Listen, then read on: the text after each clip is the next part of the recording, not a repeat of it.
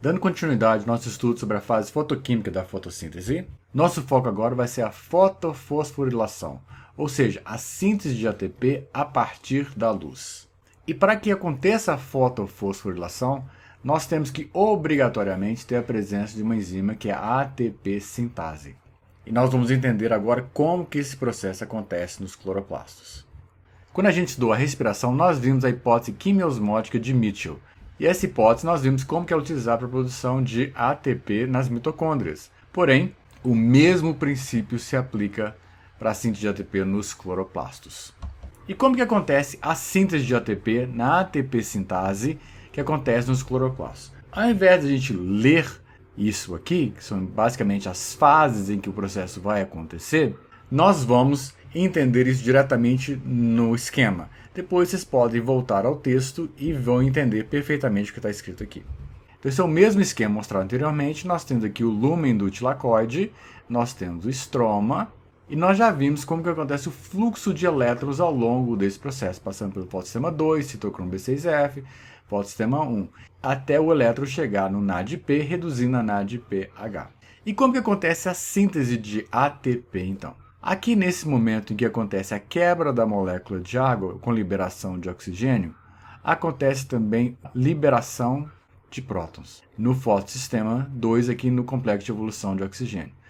Quando a plastoquinona dou os elétrons para o citocromo B6F, aqui no citocromo B6F também há uma liberação de prótons que vem do estroma em direção ao lúmen do tilacoide. O próton ele tem cargas, então ele não consegue atravessar a membrana. Por não conseguir atravessar a membrana, porque teria que ter um transportador específico para ele. Como ele tem cargas, este íon não consegue atravessar a membrana. Por não atravessar a membrana, ele tem que obrigatoriamente ir através de um transportador. Neste caso aqui, ele passa através da ATP sintase. E ao fazer isso, ele vai levar à produção de ATP. Então acontece algumas etapas. A primeira etapa é o acúmulo de prótons no interior do lúmen do tilacoide, gerando essa força próton-motriz. Segunda etapa, como o próton não tem como atravessar a membrana, ele obrigatoriamente tem que retornar através de uma proteína integral. No caso aqui, a ATP sintase. E a terceira fase, ao passar pela ATP sintase, ele faz com que ela se movimente, gerando ATP. É assim que acontece a síntese de ATP nos cloroplastos. Só que no caso dos cloroplastos é chamado de CF0, CF1 ATP sintase, enquanto que nas mitocôndrias é chamado F0, F1 ATP sintase. No caso dos cloroplastos, o CF0, CF1, o C significa cloroplasto, mas são idênticas. É exatamente o mesmo princípio proposto por Mitchell, pela sua hipótese quimiosmótica de síntese de ATP. E é perfeitamente possível a gente fazer uma comparação da síntese de ATP que acontece nos cloroplastos com o que acontece nas mitocôndrias. Aqui está mostrando nos cloroplastos do processo da fotossíntese. Então, fotossistema 2, citocromo B6F, fotossistema 1 e a síntese de ATP a nível de membrana. E se nós olharmos o que acontece nas mitocôndrias, aqui seria a respiração, enquanto aqui seria a fotossíntese. Na respiração, nós temos os complexos 1, 2, 3 e 4 para que aconteça a síntese de ATP, enquanto que na fotossíntese, na fase fotoquímica da fotossíntese, nós temos também complexos que vão levar à síntese de ATP. No caso da respiração, acontece nas mitocôndrias. No caso da fotossíntese, acontece nos cloroplastos, a fase fotoquímica da fotossíntese, mais especificamente, acontece nas membranas dos tilacoides que compõem o cloroplasto. Em essência, os dois têm o mesmo princípio de funcionamento.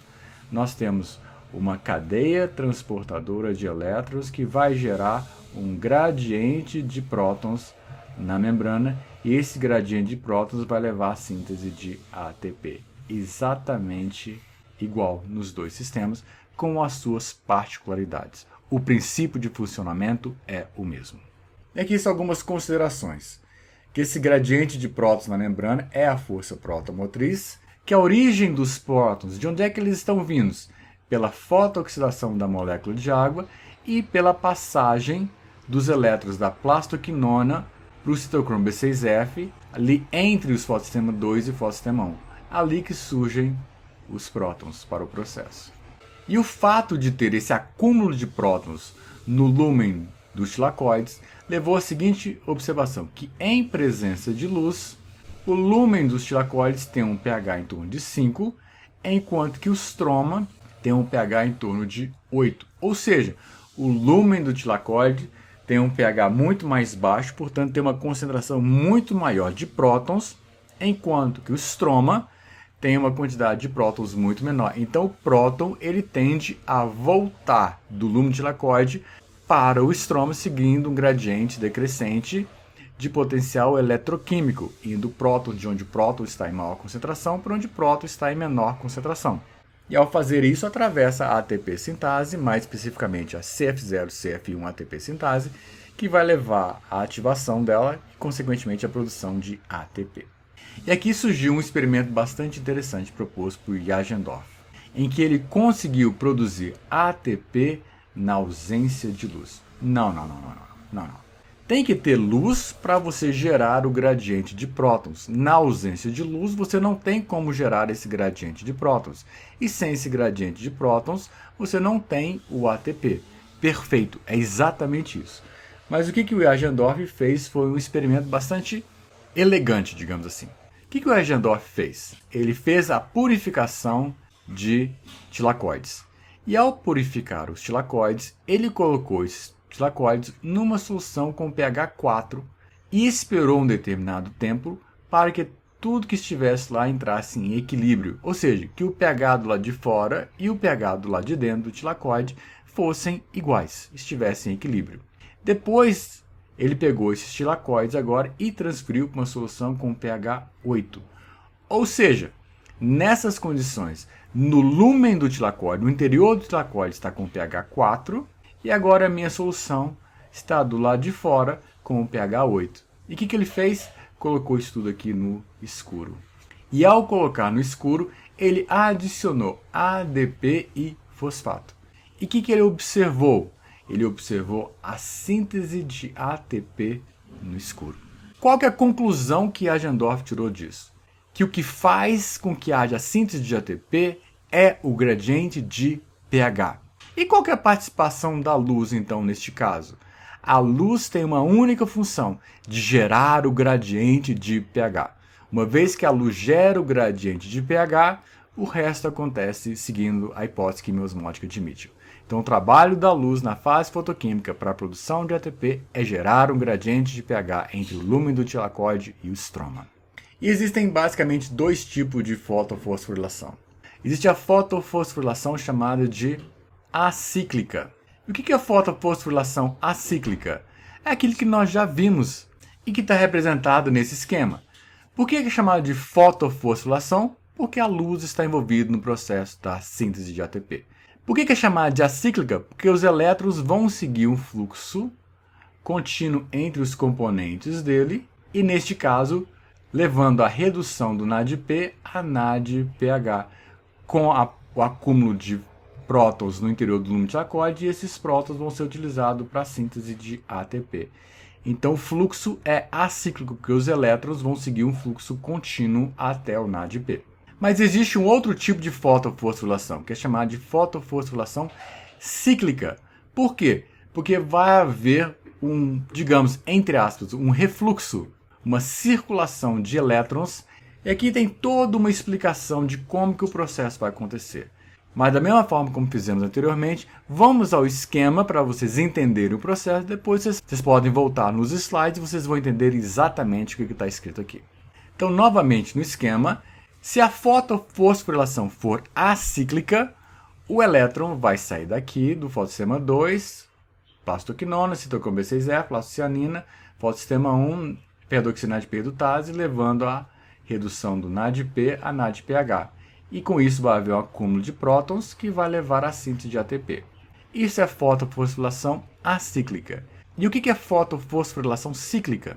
O elétron ele vai seguir o mesmo caminho. Vai do fotossistema 2, plastoquinona, citocromo B6F, plastocianina, fotossistema 1. Mas quando ele chegar aqui na ferredoxina, para transferir o elétron para a ferredoxina de perdutase, por alguma razão qualquer, Se eu não tiver NADP na forma oxidada, eu não tenho como haver a redução dele formando um NADP reduzido. E o NADP oxidado é o aceptor final de elétrons nessa cadeia transportadora da fase fotoquímica da fotossíntese. Como não há disponibilidade dele, o que vai acontecer? Vai parar o processo da fotossíntese? Não. Essa ferredoxina, ela vai, como ela é uma proteína periférica de membrana, ela vai retornar até o citocromo B6F, transferindo agora o elétron de volta para o citocromo B6F.